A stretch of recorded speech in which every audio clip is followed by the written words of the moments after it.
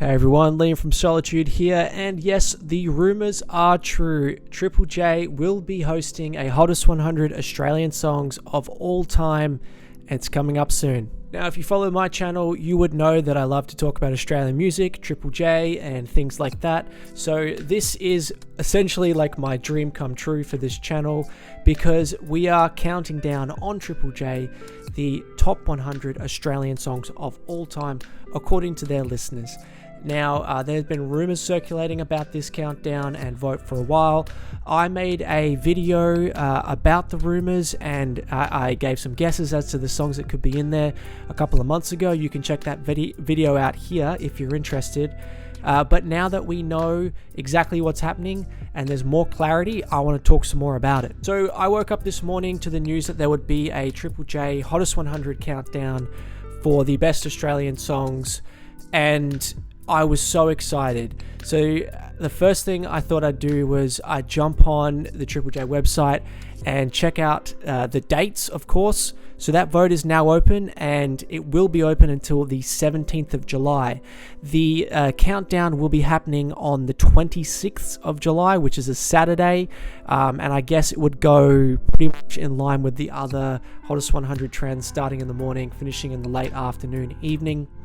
And after that, I thought, I really want to check out that nomination list and see what's on there to make sure that all the best Australian songs are included. And boy, oh boy, was I disappointed.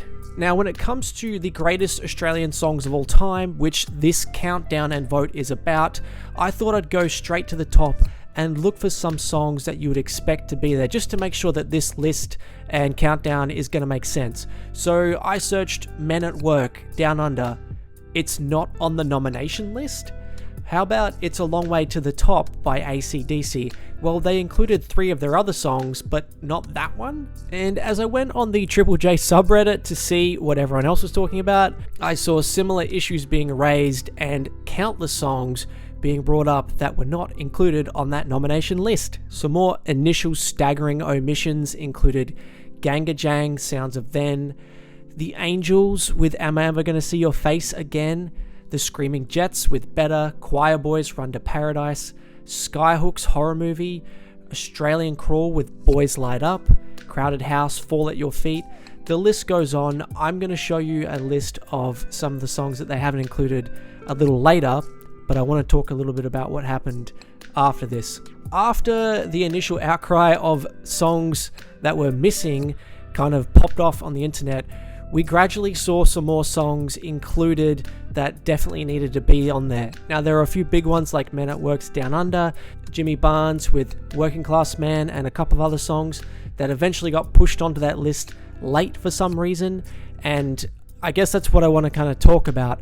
Why did this happen in the first place? So if you know me, you would know that I'm really passionate about Australian music. I make lists about Australian music quite a lot, but something about making a list of the greatest Australian songs that stands out to me is that you've got to be all encompassing. You have to include every generation. And I guess there's people out there who thought, oh, maybe Triple J were trying to kind of steer this vote in a certain direction, more towards their kind of modern sound. And, well, there's a couple of things that come to mind with that. Number one, if that was true, why would you be doing that? That completely delegitimizes a vote and a countdown. Don't you want to have organic, natural results? And 2, if that was the case, why were all these other songs included from that similar sort of generation, like INXS, Cold Chisel, Midnight Oil? To me, when I looked at it and thought about it a bit more, I believe it was just mistakes. Whoever was compiling this list, whether that be an individual or a team, I think they simply just forgot certain songs that should have been on the nomination list. It's quite a staggering thing to do, considering you work for the radio station that commits to promoting Australian music more than any other outlet in this country. Like, who compiles a nomination list of the greatest Australian songs of all time and doesn't include Down Under by Men at Work?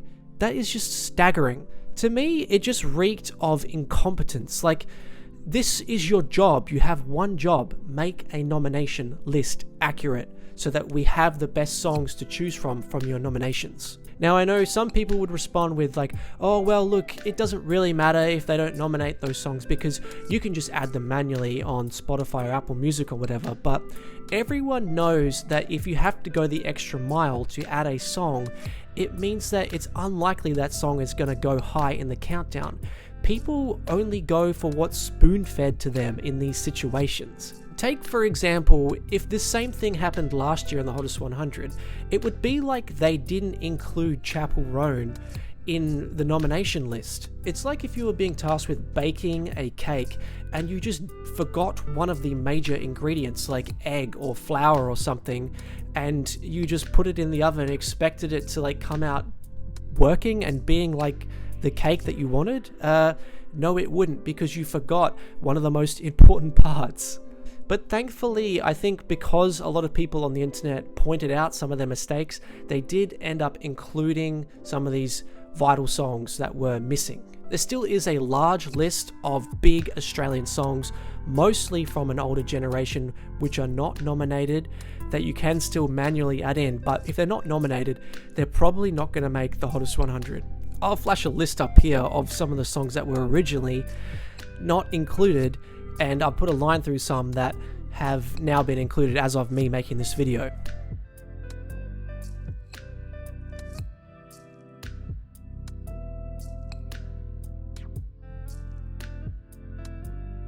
Ultimately, I think the results are going to differ to that of Triple M's Ozzest 100, which came out a few years ago. That's what I spoke about in my original video on this topic a few months ago, and I think that's a good thing. I do want to see a more diverse demographic of voting range, and I want to see those organic results come through. But it really should be all-encompassing when it comes to songs that we are being hand given to us that we can choose from. And I'm not so sure about this 3-song limit either. Like, some of the artists they put 3 songs for, it wasn't even their 3 biggest songs, or they're just so big that they deserve more than 3. Like AC/DC, for example, they've limited them to 3 songs and they haven't included It's a Long Way to the Top. Now, in my opinion, that's their biggest and best song, especially here in Australia.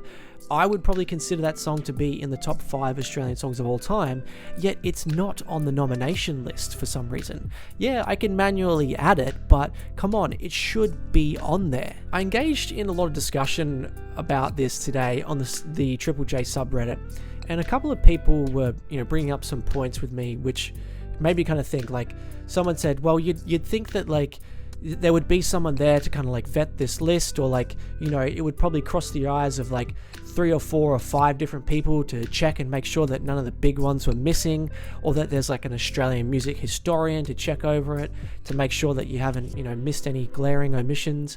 But there obviously was not. Like, why was that not part of the process?